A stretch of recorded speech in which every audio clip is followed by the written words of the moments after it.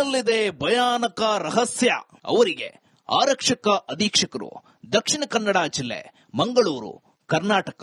ವಿಷಯ: ನನಗೆ ನಿರಂತರ ಪ್ರಾಣ ಬೆದರಿಕೆ ಒಡ್ಡಿ ಧರ್ಮಸ್ಥಳ ಗ್ರಾಮದ ವ್ಯಾಪ್ತಿಯಲ್ಲಿ ಮತ್ತು ಸುತ್ತಮುತ್ತಲಿನ ಪ್ರದೇಶಗಳಲ್ಲಿ ಕೊಲೆಗೊಳಗಾದ ಹಾಗೂ ಅತ್ಯಾಚಾರಕ್ಕೆ ಒಳಗಾಗಿ ಕೊಲೆಗೊಳಗಾದ ಅನೇಕ ಮೃತದೇಹಗಳು ಮತ್ತು ಸಾಕ್ಷ್ಯಗಳನ್ನ ನನ್ನಿಂದ ಬಲವಂತವಾಗಿ ಹೂತು ಹಾಕಿಸಿರುವ ಬಗ್ಗೆ ದೂರು. ನನ್ನಿಂದ ಹೂತು ಹಾಕಿರುವ ಮೃತದೇಹಗಳ ಕಳೆಬರಗಳನ್ನ ಪೊಲೀಸರ ಸಮ್ಮುಖದಲ್ಲಿ ಹೊರತೆಗೆಸುವಂತೆ ಮನವಿ. ತಕ್ಷಣದ ಪ್ರಥಮ ವರ್ತಮಾನ ವರದಿ ಹಾಗೂ ಸಾಕ್ಷಿ ಸಂರಕ್ಷಣೆಯ ವಿನಂತಿ. ಮಾನ್ಯರೇ, ಅತ್ಯಂತ ಭಾರವಾದ ಹೃದಯದಿಂದ ಹಾಗೂ ಪರಿಹಾರ ಆಗದ ಪಾಪ ಪ್ರಜ್ಞೆಯಿಂದ ಹೊರಬರುವ ಸಲುವಾಗಿ ಈ ದೂರು ನೀಡುತ್ತಿದ್ದೇನೆ. ನಾನು ಕಂಡ ಕೊಲೆಗಳು, ಸ್ವೀಕರಿಸಿದ ಶವಗಳನ್ನ ಹೂತು ಹಾಕದಿದ್ದರೆ ಆ ಶವಗಳ ಜೊತೆಯಲ್ಲೇ ಮಣ್ಣು ಪಾಲಾಗಿಸುವ ನಿರಂತರ ಜೀವ ಬೆದರಿಕೆ ಮತ್ತು ತಳಿತಗಳ ನೋವಿನ ನೆನಪಿನ ಹೊರೆಯನ್ನ ಇನ್ನೂ ಹೊರಲು ನನ್ನಿಂದ ಸಾಧ್ಯವಿಲ್ಲ.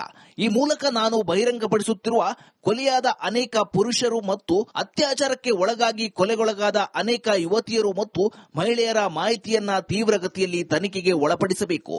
ನನಗೆ ಮತ್ತು ನನ್ನ ಕುಟುಂಬಕ್ಕೆ ರಕ್ಷಣೆ ಒದಗಿಸುವಂತೆ ಕೋರುತ್ತಿದ್ದೇನೆ. ನಾನು 11 ವರ್ಷಗಳ ಹಿಂದೆ ಧರ್ಮಸ್ಥಳವನ್ನ ರಾತ್ರೋರಾತ್ರಿ ತೊರೆದೆ. ನನ್ನ ಸಣ್ಣ ಕುಟುಂಬವನ್ನ ನನ್ನೊಡನೆ ಎಳೆದೊಯ್ದೆ. ನೆರೆ ರಾಜ್ಯವೊಂದರಲ್ಲಿ ತಲೆಮರೆಸಿಕೊಂಡೆ. ಧರ್ಮಸ್ಥಳದಿಂದ ದೂರವಿದ್ದರೂ ನಾನು ಮತ್ತು ನನ್ನ ಕುಟುಂಬ ಯಾವುದೇ ಕ್ಷಣದಲ್ಲಿ ಹಿಂದಿನವರಂತೆಯೇ ಕೊಲೆಗೊಳಗಾಗುತ್ತೇವೆ ಎಂಬ ಖಚಿತತೆ ನಮ್ಮನ್ನ ದಿನನಿತ್ಯ ಕಾಡಿದೆ. ನಾನು ಹುಟ್ಟಿದ್ದು ಅತ್ಯಂತ ಕೆಳಗಿನದೆಂದು ಕರೆಯಲಾಗುವ ಜಾತಿಯಲ್ಲಿ. ನಾನು 1995ರಿಂದ ಡಿಸೆಂಬರ್ 2014ರವರೆಗೆ ಧರ್ಮಸ್ಥಳ ದೇವಸ್ಥಾನದ ಅಡಿ ನೈರ್ಮಲ್ಯ ಕಾರ್ಮಿಕನಾಗಿ ಕೆಲಸ ಮಾಡುತ್ತಿದ್ದೆ. ಪ್ರತಿನಿತ್ಯ ನೇತ್ರಾವತಿ ನದಿ ಬಳಿ ಮತ್ತು ಸುತ್ತಮುತ್ತಲಿನ ಪ್ರದೇಶಗಳಲ್ಲಿ ಸ್ವಚ್ಛತೆ ಕೆಲಸ ನಿರ್ವಹಿಸುತ್ತಿದ್ದೆ. ನಿಯಮಿತ ಉದ್ಯೋಗವಾಗಿ ಪ್ರಾರಂಭವಾದದ್ದು ನಂತರ ದಿನಗಳಲ್ಲಿ ಅತ್ಯಂತ ಭಯಾನಕ ಅಪರಾಧಗಳ ಸಾಕ್ಷ್ಯಗಳನ್ನ ಮರೆಮಾಚುವ ಕೆಲಸವಾಗಿ ಬದಲಾಯಿತು. ನನ್ನ ಉದ್ಯೋಗದ ಆರಂಭದಲ್ಲಿ ಮೃತದೇಹಗಳು ಕಾಣಿಸಿಕೊಳ್ಳುವುದನ್ನು ನಾನು ಗಮನಿಸಿದೆ. ಮೊದಲಿಗೆ ಇವು ಆತ್ಮಹತ್ಯೆ ಅಥವಾ ನದಿಯಲ್ಲಿ ಆಕಸ್ಮಿಕವಾಗಿ ಮುಳುಗಿದ ಮೃತದೇಹಗಳು ಎಂದು ನಾನು ಭಾವಿಸಿದ್ದೆ. ಅದರಲ್ಲಿ ಮಹಿಳೆಯರ ಶವಗಳೇ ಹೆಚ್ಚಾಗಿದ್ದವು. ಅನೇಕ ಮಹಿಳಾ ಶವಗಳು ಬಟ್ಟೆ ಅಥವಾ ಒಳ ಉಡುಪುಗಳಿಲ್ಲದೆ ಕಂಡುಬಂದವು. ಲೈಂಗಿಕ ಆಕ್ರಮಣ ಮತ್ತು ಹಿಂಸೆಯ ಸ್ಪಷ್ಟ ಲಕ್ಷಣಗಳನ್ನ ಕೆಲವು ಶವಗಳು ಹೊಂದಿದ್ದವು. ಆ ದೇಹಗಳ ಮೇಲೆ ಹಿಂಸೆಯನ್ನ ಸೂಚಿಸುವ ಗಾಯಗಳು ಅಥವಾ ಕತ್ತು ಹಿಸುಕುವಿಕೆಯು ಕಂಡುಬರುತ್ತಿದ್ದವು. 1998ರ ಸುಮಾರಿಗೆ ನನ್ನ ಮೇಲ್ವಿಚಾರಕರು ಈ ದೇಹಗಳನ್ನ ಪೊಲೀಸರಿಗೆ ವರದಿ ಮಾಡುವ ಬದಲು ನಾನು ಈ ದೇಹಗಳನ್ನ ರಹಸ್ಯವಾಗಿ ವಿಲೇವಾರಿ ಮಾಡುವಂತೆ ಸೂಚಿಸಿದರು. ನಾನು ತಕ್ಷಣವೇ ನಿರಾಕರಿಸಿ ಆ ಸಾವುಗಳನ್ನ ಪೊಲೀಸರಿಗೆ ತಿಳಿಸಬೇಕು ಎಂದು ಪ್ರತಿಕ್ರಿಯಿಸಿದಾಗ ತೀವ್ರವಾಗಿ ಥಳಿಸಲ್ಪಟ್ಟೆ. ನಾನೇನಾದರೂ ಅವರ ನಿರ್ದೇಶನಗಳನ್ನ ಅನುಸರಿಸಲು ನಿರಾಕರಿಸಿದರೆ ಅಥವಾ ಅದರ ಬಗ್ಗೆ ಯಾರಿಗಾದರೂ ತಿಳಿಸಿದರೆ ನಿನ್ನನ್ನು ತುಂಡು ತುಂಡಾಗಿ ಕತ್ತರಿಸುತ್ತೇವೆ. ನಿನ್ನ ದೇಹವು ಉಳಿದ ಶವಗಳಂತೆ ಹೂತಲ್ಪಡುತ್ತದೆ ಮತ್ತು ನಿನ್ನ ಕುಟುಂಬದವರೆಲ್ಲರನ್ನ ಬಲಿ ಮಾಡುತ್ತೇವೆ ಎಂದು ಬೆದರಿಸಿ ಆಕ್ರೋಶ ವ್ಯಕ್ತಪಡಿಸಿದರು. ಈ ಹಿಂದೆ ಆ ಕೆಲಸ ನಿರ್ವಹಿಸುತ್ತಿದ್ದ ವ್ಯಕ್ತಿಯು ಹಿಂಜರಿದೊಡನೆಯೇ ಕಣ್ಮರೆಯಾದ ಎಂದು ಅವರು ಹೇಳುತ್ತಿದ್ದರು. ಅವರ ಬೆದರಿಕೆಯಲ್ಲಿ ಸಂಶಯವೇ ಇರಲಿಲ್ಲ. ಪಾಲಿಸು ಇಲ್ಲವೇ ಕುಟುಂಬ ಸಮೇತವಾಗಿ ತುಂಡು ತುಂಡಾಗಿ ಕತ್ತರಿಸಲ್ಪಡು ಎಂದಾಗಿತ್ತು. ಮೃತದೇಹಗಳಿಗೆ ನಿರ್ದಿಷ್ಟ ಸ್ಥಳಗಳಿಗೆ ಮೇಲ್ವಿಚಾರಕರು ನನ್ನನ್ನ ಕರೆಯುತ್ತಿದ್ರು. ಅನೇಕ ಬಾರಿ ಈ ದೇಹಗಳು ಅಪ್ರಾಪ್ತ ಹೆಣ್ಣು ಮಕ್ಕಳು ಮತ್ತು ಮಹಿಳೆಯರದ್ದಾಗಿದ್ದವು. ಒಳ ಉಡುಪು ಇರದ ಹರಿದ ಬಟ್ಟೆ ಮತ್ತು ಅವರ ಖಾಸಗಿ ಭಾಗಗಳಿಗೆ ಆಗಿದ್ದ ಗಾಯಗಳು ಅವರ ಮೇಲೆ ಕ್ರೂರ ಲೈಂಗಿಕ ಆಕ್ರಮಣ ಸೂಚಿಸುತ್ತಿದ್ದವು. ಕೆಲ ದೇಹಗಳ ಮೇಲೆ ಆಸಿಡ್ ನಿಂದ ಸುಟ್ಟ ಗುರುತುಗಳು ಸಹ ಇರುತ್ತಿದ್ದವು.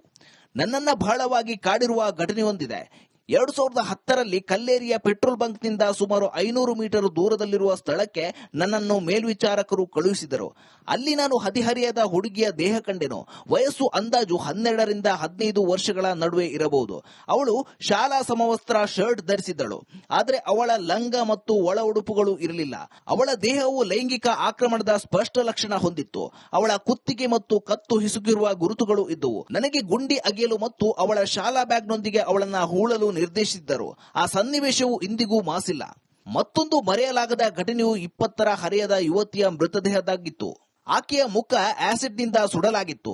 ಆ ದೇಹವನ್ನ ದಿನಪತ್ರಿಕೆಯಿಂದ ಮುಚ್ಚಲಾಗಿತ್ತು. ಆಕೆ ದೇಹವನ್ನ ಹೂಳದೆ ಆಕೆಯ ಪಾದರಕ್ಷೆ ಮತ್ತು ಅವಳ ಎಲ್ಲಾ ವಸ್ತುಗಳನ್ನ ಸಂಗ್ರಹಿಸಿ ಅವಳೊಂದಿಗೆ ಸುಡಲು ನನಗೆ ಮೇಲ್ವಿಚಾರಕರು ಸೂಚಿಸಿದರು. ಧರ್ಮಸ್ಥಳ ಪ್ರದೇಶದಲ್ಲಿ ಭಿಕ್ಷಾಟನೆಗೆ ಬಂದ ಬಡ ಮತ್ತು ನಿರ್ಗತಿಕ ಪುರುಷರು ವ್ಯವಸ್ಥಿತವಾಗಿ ಕೊಲೆಯಾದ ಅನೇಕ ಘಟನೆಗಳಿಗೆ ನಾನು ಸಾಕ್ಷಿಯಾದೆ. ಅವರನ್ನ ಕೊಲ್ಲುವ ವಿಧಾನವು ಅತ್ಯಂತ ಕ್ರೂರವಾಗಿತ್ತು. ಅವರನ್ನ ಕೊಠಡಿಯ ಕುರ್ಚಿಗಳಿಗೆ ಕಟ್ಟಲಾಗುತ್ತಿತ್ತು. ಟವೆಲ್ಗಳನ್ನ ಬಳಸಿ ಹಿಂದಿನಿಂದ ಹಿಡಿದು ಉಸಿರುಗಟ್ಟಿಸಲಾಗುತ್ತಿತ್ತು. ಎನ್ನಲಾಗುತ್ತಿತ್ತು. ಈ ಕೊಲೆಗಳು ನಮ್ಮ ಸಮ್ಮುಖದಲ್ಲೇ ನಡೆದವು. ದೂರದ ಅರಣ್ಯ ಪ್ರದೇಶಗಳಲ್ಲಿ ಈ ದೇಹಗಳನ್ನ ಹೂತು ಹಾಕಲು ನನಗೆ ನಿರ್ದೇಶನ ನೀಡುತ್ತಿದ್ದರು. ನನ್ನ ಉದ್ಯೋಗದ ಅವಧಿಯಲ್ಲಿ ಧರ್ಮಸ್ಥಳ ಪ್ರದೇಶದಾದ್ಯಂತ ಹಲವಾರು ಸ್ಥಳಗಳಲ್ಲಿ ಮೃತದೇಹಗಳನ್ನ ಹೂತು ಹಾಕಿರುತ್ತೇನೆ. ಕೆಲವೊಮ್ಮೆ ನಿರ್ದೇಶಿಸಿದಂತೆ ಮೃತದೇಹಗಳನ್ನ ಡೀಸೆಲ್ ಬಳಸಿ ಸುಟ್ಟು ಹಾಕಿರುತ್ತೇನೆ. ಯಾವುದೇ ಕುರುಹು ಸಿಗದಂತೆ ಸುಟ್ಟು ಹಾಕಬೇಕೆಂದು ನಿರ್ದೇಶಿಸುತ್ತಿದ್ದರು. ಈ ರೀತಿ ವಿಲೇವಾರಿಯಾದ ಮೃತದೇಹಗಳು ನೂರಾರು. 2014ರ ಹೊತ್ತಿಗೆ ನಾನು ಅನುಭವಿಸುತ್ತಿದ್ದ ಮಾನಸಿಕ ಹಿಂಸೆ ಅಸಹನೀಯವಾಗಿತ್ತು. ಮೇಲ್ವಿಚಾರಕರ ಸಂಪರ್ಕದಲ್ಲಿದ್ದ ವ್ಯಕ್ತಿಯೊಬ್ಬನಿಂದ ನನ್ನ ಕುಟುಂಬದ ಬಾಲಕಿಯು ಲೈಂಗಿಕ ಕಿರುಕುಳಕ್ಕೆ ಒಳಗಾದಾಗ ನಾವೆಲ್ಲರೂ ಅಲ್ಲಿಂದ ಕೂಡಲೇ ತಪ್ಪಿಸಿಕೊಳ್ಳಬೇಕೆಂದು ಅರಿತೆವು. ಇಲ್ಲವಾದಲ್ಲಿ ಅಲ್ಲೇ ಅಂತ್ಯ ಕಾಣುವ ಭಯ ಜೋರಾಯಿತು. ಡಿಸೆಂಬರ್ 2014 ನಾನು ನನ್ನ ಕುಟುಂಬದೊಂದಿಗೆ ಧರ್ಮಸ್ಥಳದಿಂದ ಓಡಿ ಹೋದೆ. ನಾವು ಎಲ್ಲಿಗೆ ಹೋಗುತ್ತಿದ್ದೇವೆ ಎಂಬುದರ ಸುಳಿವು ಯಾರಿಗೂ ಸಿಗದಂತೆ ಖಚಿತಪಡಿಸಿಕೊಂಡೆ. ಅಂದಿನಿಂದ ಈವರೆಗೆ ನೆರೆ ರಾಜ್ಯವೊಂದರಲ್ಲಿ ಜೀವಭಯದಿಂದ ತಲೆಮರೆಸಿಕೊಂಡು ವಾಸಿಸುತ್ತಿದ್ದೇವೆ. ಸ್ಥಳಗಳನ್ನು ಬದಲಾಯಿಸುತ್ತಿದ್ದೇವೆ. ಆದರೆ ಮಾನಸಿಕ ಪಾಪ ಪ್ರಜ್ಞೆಯ ಹೊರೆಯಲ್ಲಿಯೇ ಇನ್ನೂ ಬದುಕುತ್ತಿದ್ದೇನೆ. ಆದರೆ ನನ್ನ ಆತ್ಮಸಾಕ್ಷಿಯು ಇನ್ನೂ ಮೌನ ಮುಂದುವರಿಸಲು ಅನುಮತಿಸುತ್ತಿಲ್ಲ. ಮಣ್ಣಾಗಿ ಹೋದ ಅವರೆಲ್ಲರೂ ಯಾರೆಂದು ಮತ್ತು ಅವರ ಅತ್ಯಾಚಾರಕ್ಕೆ ಹಾಗೂ ಕೊಲೆಗೆ ಕಾರಣಕರ್ತರು ಯಾರೆಂದು ಇನ್ನಾದರೂ ಎಲ್ಲರಿಗೆ ಗೊತ್ತಾಗಬೇಕೆಂದು ನಿರ್ಧರಿಸಿರುವೆ. ನನ್ನ ಬದುಕಿಗೆ ಅಂಟಿರುವ ಅಪಾಯದ ಹೊರತಾಗಿಯೂ ನಾನು ಮಾತನಾಡಬೇಕೆಂದು ತೀರ್ಮಾನಿಸಿರುವೆ. ನಾನು ಹೇಳುತ್ತಿರುವುದು ಪುರಾವೆಯಾಗಿ. ಇತ್ತೀಚೆಗೆ ಧರ್ಮಸ್ಥಳದಲ್ಲಿ ಮೃತದೇಹ ಹೂಳಿದ್ದ ಸ್ಥಳವೊಂದಕ್ಕೆ ರಹಸ್ಯವಾಗಿ ಹೋಗಿ ಕಳೆಬರಹವನ್ನ ಹೊರತೆಗೆದಿದ್ದೇನೆ. ಈ ಸ್ಥಳದ ವಿವರವನ್ನ ತನಿಖಾಧಿಕಾರಿಗೆ ನೀಡಲು ಸಿದ್ಧನಿರುವೆ. ಈ ಕಳೆಬರಹದ ಛಾಯಾಚಿತ್ರ ಮತ್ತು ಕಳೆಬರಹವನ್ನ ಈ ದೂರಿನೊಂದಿಗೆ ಸಲ್ಲಿಸುತ್ತಿದ್ದೇನೆ. ಧರ್ಮಸ್ಥಳ ಪ್ರದೇಶದಾದ್ಯಂತ ನನ್ನ ಜೀವ ಉಳಿಸಿಕೊಳ್ಳಲು ಅನಿವಾರ್ಯವಾಗಿ ಮತ್ತು ರಹಸ್ಯವಾಗಿ ಮೃತದೇಹಗಳನ್ನ ಹೂತು ಹಾಕಿರುವ ಸ್ಥಳಗಳನ್ನ ತನಿಖಾಧಿಕಾರಿಗೆ ತೋರಿಸಲು ನಾನು ಸಿದ್ಧನಿರುವೆ. ನಾನು ಹೂತಿಟ್ಟ ಶವಗಳ ಅವಶೇಷಗಳನ್ನ ಪೊಲೀಸ್ ಸಮ್ಮುಖದಲ್ಲಿ ಹೊರತೆಗೆಯಲು ಸಿದ್ಧನಿರುವೆ. ಈ ದೂರಿನಲ್ಲಿ ಹೇಳಿರುವ ಆರೋಪಿತರು ಧರ್ಮಸ್ಥಳ ದೇವಸ್ಥಾನದ ಆಡಳಿತಕ್ಕೆ ಸಂಬಂಧಪಟ್ಟವರು ಮತ್ತು ಇತರೆ ಸಿಬ್ಬಂದಿ. ಮೃತದೇಹಗಳನ್ನ ಹೂತು ಹಾಕುವಂತೆ ನಿರ್ದೇಶನ ನೀಡಿ ನನಗೆ ನಿರಂತರ ಜೀವ ಬೆದರಿಕೆ ಮತ್ತು ಹಿಂಸೆ ನೀಡುತ್ತಿದ್ದವರು ಇವರೇ. ಆದರೆ ಆರೋಪಿತ ವ್ಯಕ್ತಿಗಳ ಹೆಸರುಗಳನ್ನ ಈ ದೂರಿನಲ್ಲಿಯೇ ಬಹಿರಂಗಪಡಿಸಲು ನನಗೆ ಸಾಧ್ಯವಿರುವುದಿಲ್ಲ. ನಾನು ಹೆಸರಿಸುವ ಕೆಲವು ವ್ಯಕ್ತಿಗಳು ಅತ್ಯಂತ ಪ್ರಭಾವಶಾಲಿಗಳಾಗಿದ್ದು ಅವರನ್ನ ವಿರೋಧಿಸುವವರನ್ನ ತೊಡೆದು ಹಾಕುವ ಪ್ರವೃತ್ತಿ ಹೊಂದಿರುವವರಾಗಿದ್ದಾರೆ. 2018ರ ಸಾಕ್ಷಿ ರಕ್ಷಣೆ ಅಡಿಯಲ್ಲಿ ನನ್ನ ಮತ್ತು ನನ್ನ ಕುಟುಂಬಕ್ಕೆ ರಕ್ಷಣೆ ದೊರೆತ ಕೂಡಲೇ ಎಲ್ಲ ಆರೋಪಿತ ವ್ಯಕ್ತಿಗಳ ಹೆಸರುಗಳನ್ನ ಮತ್ತು ಅವರ ನಿರ್ದಿಷ್ಟ ಪಾತ್ರಗಳನ್ನ ಒಳಗೊಂಡಂತೆ ಸಂಪೂರ್ಣ ವಿವರವನ್ನ ಬಹಿರಂಗಪಡಿಸಲು ಸಿದ್ಧನಿರುವೆ. ಸುಳ್ಳು ಮಾಹಿತಿಯನ್ನ ಸಲ್ಲಿಸುವ ಪರಿಣಾಮಗಳ ಸಂಪೂರ್ಣ ಜ್ಞಾನದೊಂದಿಗೆ ನಾನು ಈ ದೂರನ್ನ ನೀಡುತ್ತಿದ್ದೇನೆ.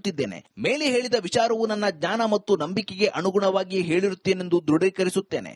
ನಾನು ಹೇಳಿರುವುದರ ಸತ್ಯತೆಯನ್ನ ಸ್ಥಾಪಿಸಲು ಹಾಲಿಗ್ರಾಫ್ ಅಥವಾ ಇನ್ಯಾವುದೇ ಪರೀಕ್ಷೆಗೆ ಒಳಪಡಲು ಸಿದ್ಧನಿದ್ದೇನೆ. ಮುಂದುವರಿದು ತಮ್ಮಲ್ಲಿ ವಿನಂತಿಸಿಕೊಳ್ಳುವುದೇನೆಂದ್ರೆ, ನಾನು ಹೂತು ಹಾಕಿರುವ ನೂರಾರು ಮೃತದೇಹಗಳು ವಿಧಿವತ್ತಾದ ಗೌರವ ಮತ್ತು ಅಂತ್ಯ ಸಂಸ್ಕಾರಗಳಿಂದ ವಂಚಿತವಾಗಿರುತ್ತವೆ. ಈಗ ಹೊರತೆಗೆಯುವ ಕಳೆಬರಗಳಿಗೆ ಗೌರವಪೂರ್ವಕ ಅಂತ್ಯ ಸಂಸ್ಕಾರವಾದಲ್ಲಿ ಆ ನೊಂದ ಆತ್ಮಗಳಿಗೆ ಶಾಂತಿ ಸಿಕ್ಕಿ ನನ್ನ ಪಾಪ ಪ್ರಜ್ಞೆಯು ಕಡಿಮೆ ಆಗುತ್ತದೆ ಎಂಬ ನಂಬಿಕೆ ನನ್ನದು. ಈ ಕಾರಣದಿಂದ ನಾನು ಹೂತಿಟ್ಟ ನೂರಾರು ಶವಗಳನ್ನ ಹೊರತೆಗೆಯಲು ಕಾನೂನಿನ ಅನ್ವಯ ಅವಕಾಶ ಮಾಡಿಕೊಡಬೇಕಾಗಿ ವಿನಂತಿ. ಈ ದೂರನ್ನ ಅತ್ಯಂತ ಗಂಭೀರತೆಯಿಂದ ಪರಿಗಣಿಸಲು ಮತ್ತು ಈ ಘೋರ ಅಪರಾಧಗಳನ್ನ ತನಿಖೆಗೊಳಪಡಿಸಿ ಸಾವಿನಲ್ಲಿಯೂ ಘನತೆಯನ್ನ ನಿರಾಕರಿಸಲ್ಪಟ್ಟ ಲೆಕ್ಕವಿಲ್ಲದಷ್ಟು ಬಲಿಪಶುಗಳಿಗೆ ಅನ್ಯಾಯವನ್ನ ಒದಗಿಸಲು ತಕ್ಷಣ ಕ್ರಮ ತೆಗೆದುಕೊಳ್ಳುವಂತೆ ನಾನು ಪ್ರಾರ್ಥಿಸುತ್ತೇನೆ. ನನ್ನ ಹೆಸರು ಮತ್ತು ಮಾಹಿತಿಯನ್ನ ಗೌಪ್ಯವಾಗಿ ಇಡುವಂತೆ ತಮ್ಮಲ್ಲಿ ನನ್ನ ಕಳಕಳಿಯ ಮನವಿ. ಈ ದೂರಿನ ಮುಂದುವರಿದ ಭಾಗವಾದ ಆರೋಪಿತರ ಹೆಸರು ಮತ್ತು ಅಪರಾಧಗಳಲ್ಲಿ ಅವರ ನಿಖರ ಪಾತ್ರವನ್ನ ಪೊಲೀಸರಿಗೆ ತಿಳಿಸುವ ಮುನ್ನವೇ ನಾನು ಕೊಲೆಯಾಗಿ ಇಲ್ಲವೇ ಅಲಭ್ಯವಾಗಿ ಹೋದರೆ ನಡೆದಿರುವ ಸತ್ಯವು ನನ್ನೊಡನೆ ನಾಶವಾಗದಿರಲೆಂದು ಮುಂದುವರಿದ ದೂರನ್ನ ನನ್ನ ಸಹಿ ಹಾಕಿ ಸುಪ್ರೀಂ ಕೋರ್ಟ್ ವಕೀಲರಾದ ಶ್ರೀ ಕೆ.ವಿ. ಧನಂಜಯ್ ಅವರಿಗೆ ನೀಡಿರುತ್ತೇನೆ. ಈ ಪತ್ರವಾದ ನಂತರದಲ್ಲಿ ಸರ್ಕಾರ ಎಸ್ಐಟಿ ರಚನೆವರೆಗೂ ಅನೇಕ ಬೆಳವಣಿಗೆಗಳಾಗಿವೆ.